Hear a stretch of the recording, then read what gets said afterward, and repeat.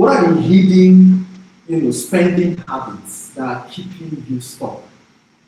What are the things, those little things? I mean, they're not the big stuff, just the little things that are, wasting your money without you knowing. That, ladies and gentlemen, is the focus of our conversation this morning. This morning, we're going to be looking at why it is that some people, they are not necessarily broke. They earn good money, but if we look at it critically, there's always more months than money, right? Like there's more number of months than there is money at the end of the month, right? And if we really audit it, if you audit your last 30 days, right? For instance, you realize that you would figure out exactly where the future is looking. The conversation today is an interesting one because I think it cuts across everybody. At every point in time, there is, an aspect of your financial life that probably is experiencing these same things as well. And sometimes you even think it's one major mistake, or maybe you put your money in investment. Let's say like MLM. I put my money in MLM. I put let's say 300 million, and then the money disappeared.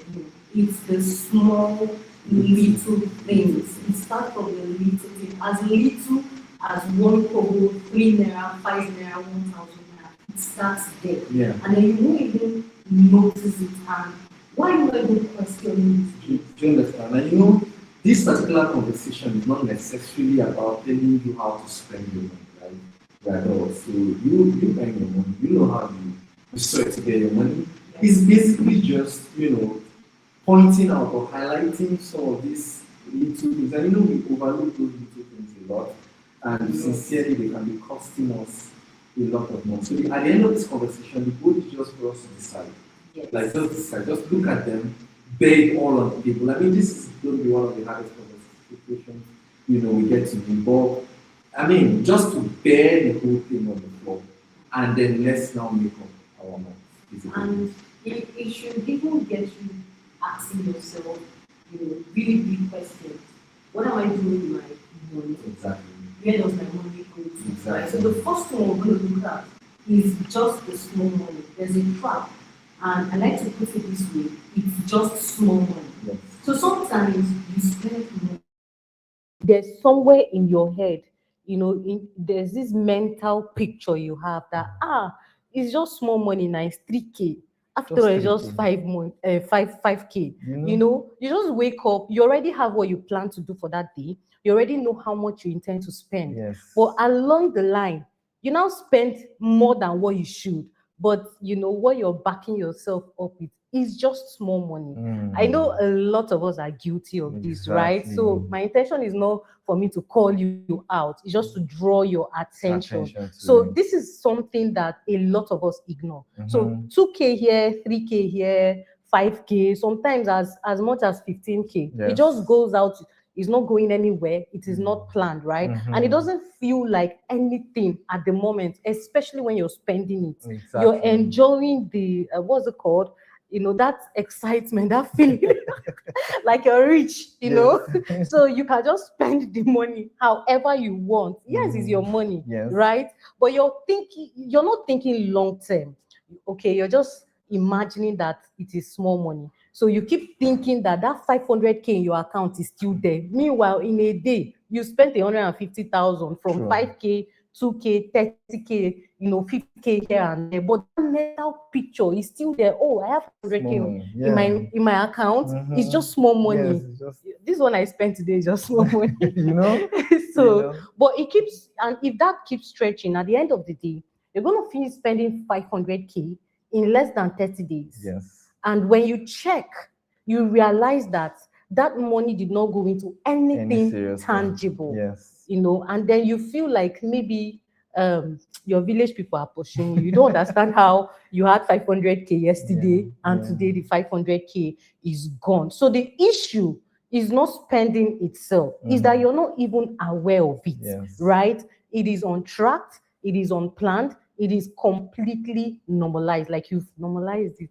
It's small money. Mm. And that's how money disappears, just like that. Exactly. You know, the second, aspect we're going to look at today is, there is this thing, let's call it convenience spending. Let's call it convenience spending. Okay. Now, here's the thing. Most times, you know how we like to do last minute stuff. You Yeah. like to book your flight late. You Late, like to, yeah.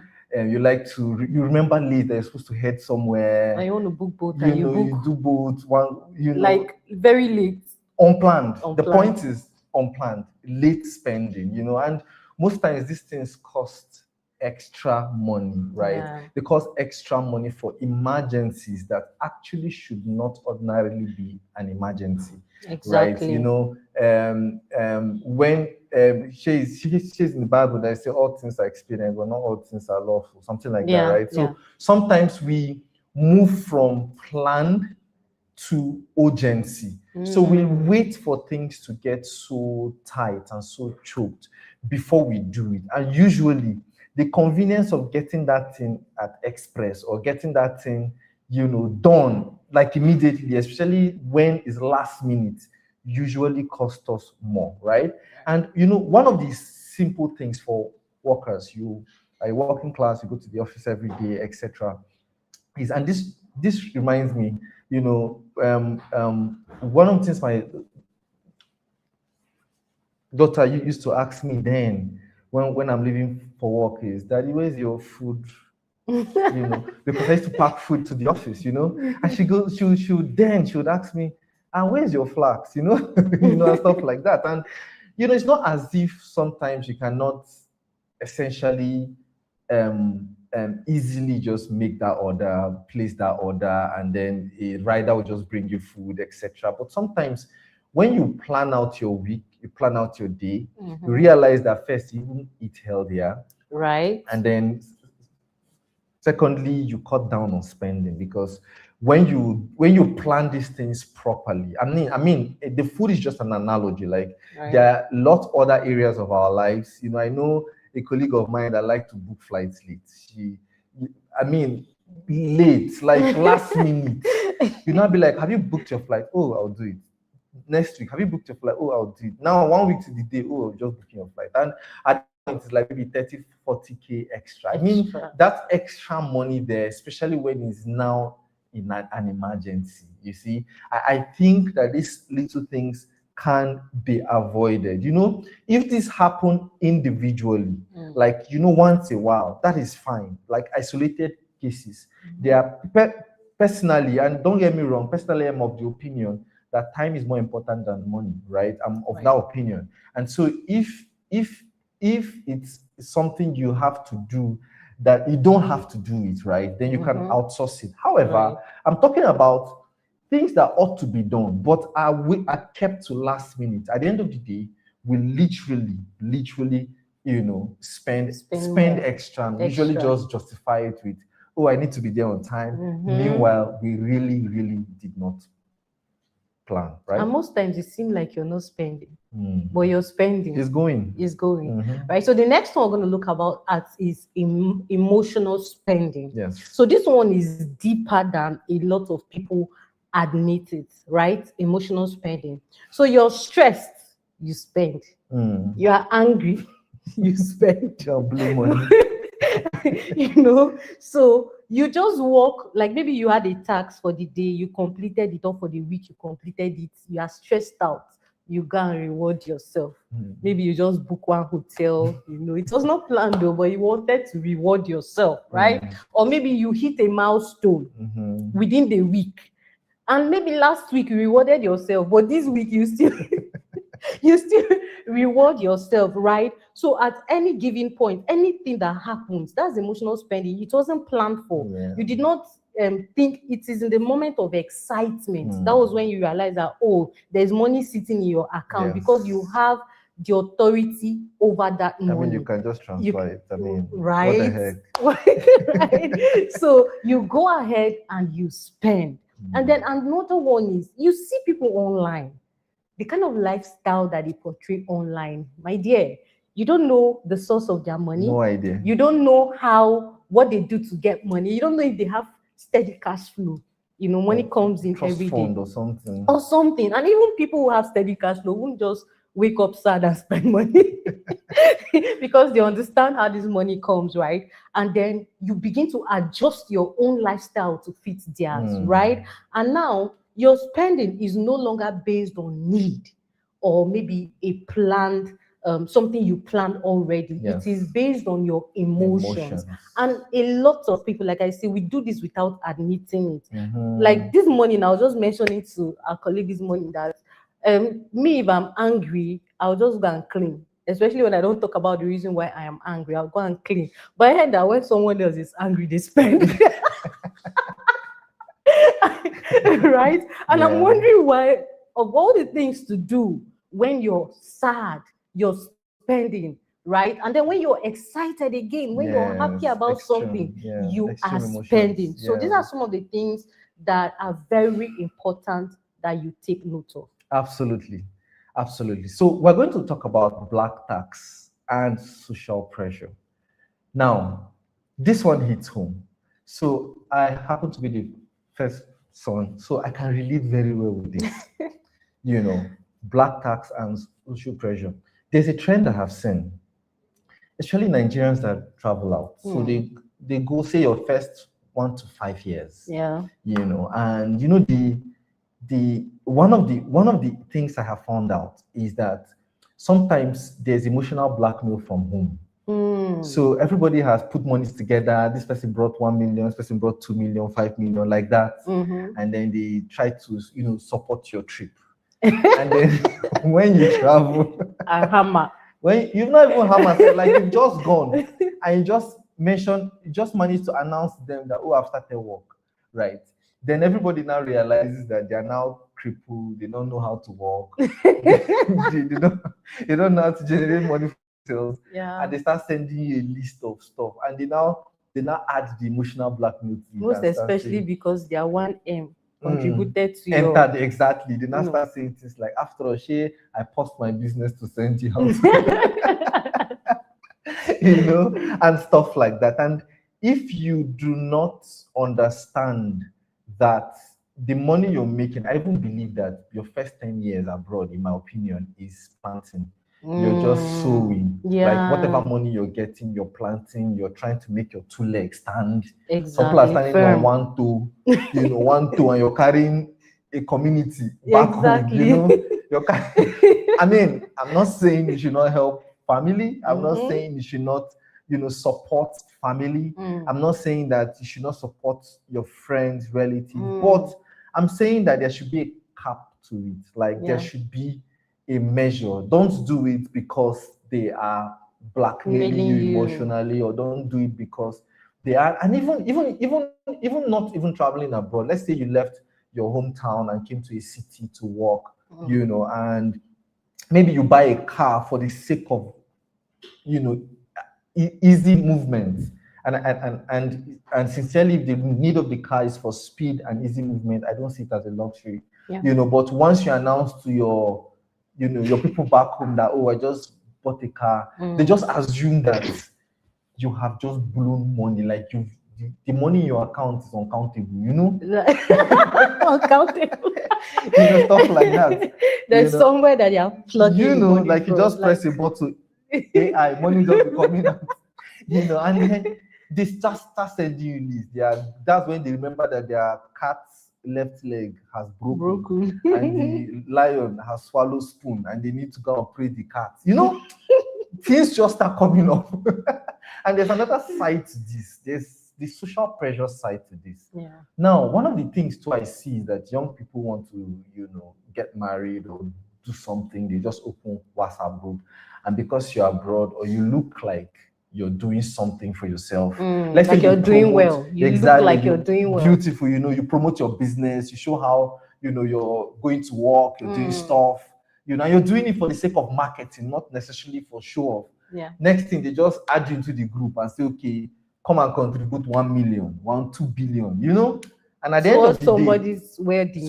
somebody decided to do something for his own good, Oh, good. and then now budgeting on your pocket, to To make that thing go make well. that thing go well. And Ah. sometimes if you're not sincerely, financially, and emotionally smart and intelligent, that social pressure can make you actually spend. You know how some people say, "Make we no carry last." Let Yeah. us show face. Let us show that you have people. Mm. Show that you have people on top whose pocket. And at the end Someone of the else's day, pocket.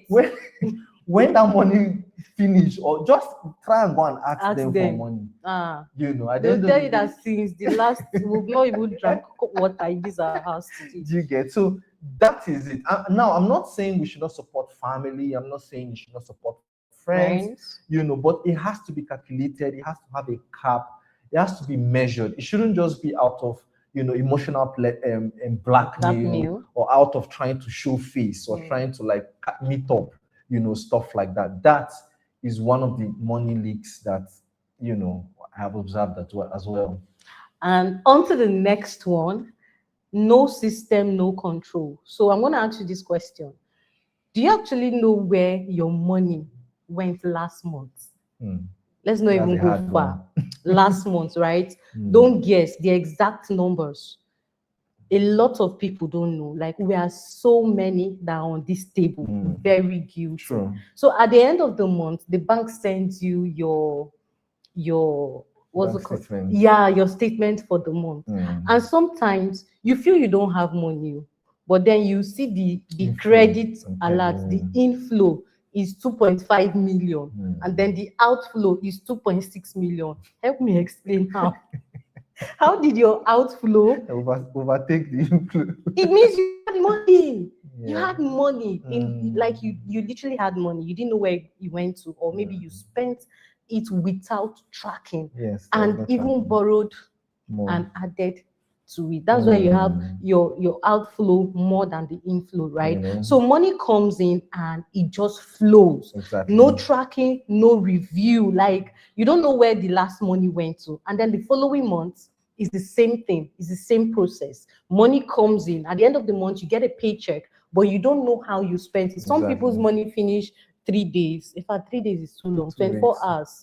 24 hours as soon as they receive the salary. And maybe you have 1 or 2 things that are giving you money, right? That you can use to sustain yourself. And even that one, you can't trace it and you can't track it. But it's with this little amount that you spend without tracking, right? So if you don't track your money, you can't control it. You don't have control over it. You don't have control over what goes out. You don't have control over what stays. Exactly. And year in, year out, you're looking like you don't work, right? You're looking like someone who is stressed, or someone who their village people are after their life, because you're working so hard and yet the money keeps leaking. So it is very important to track where your money goes to. And mind you, you're not being stingy. No, don't mistake this for someone who is tracking for the purpose of, I don't want to release money. That's not it. You need to know where your money goes. The same way you know where your money is coming from. Exactly. The same way you know what you're doing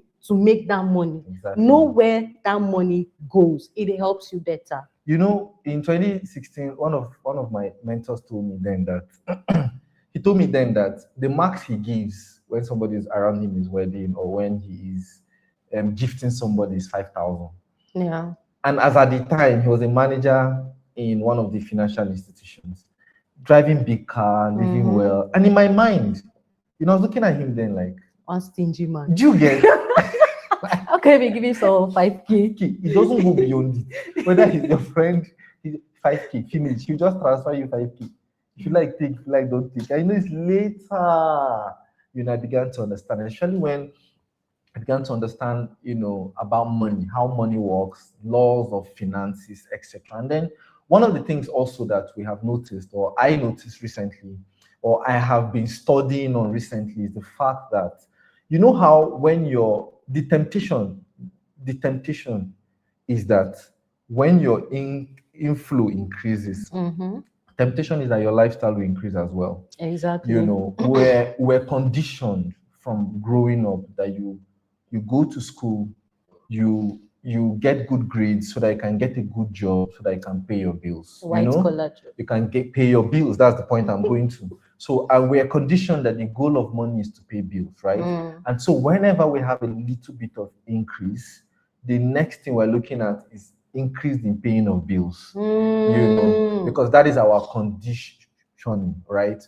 And so I've realized lately that rather than doing that, why don't we increase our asset, our income producing assets? So my recent learnings, are of course around the fact that the laws of money states that the money you gain from hard work is seed that's supposed to produce more money that you can now use to pay your bills, right? And so what if we can focus more of our attention on creating those income producing assets or the things that can bring more money, so that before we now increase our lifestyles, right? And this is one of the areas I would like us to look at as well. So the issue is that you're not doing badly. Yes, you are not. It's just that money is leaking, and big leak. And if you just are able to track that, you realize you have so much financial power. True. You are not broke as as it may. You could actually use that money to invest in more, and then use that to grow, like to increase your cash flow, right? So basically, just track where your money is going to, and put a cap to how much you give out to people. Actually. Don't spend when you're sad, when you're excited, overly excited. You just wake up and spend money, and don't just assume that it is small money. That's the biggest trap. Don't assume it is small money, okay? And this you're not doing badly with will hit home when you try to pull your bank statement.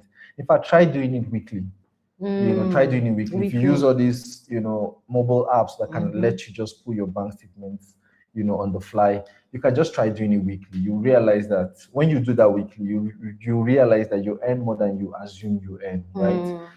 And for the next 7 days, and this is just a mini exercise for all of us, for the next 7 days, let's just try to track, how our money is spent.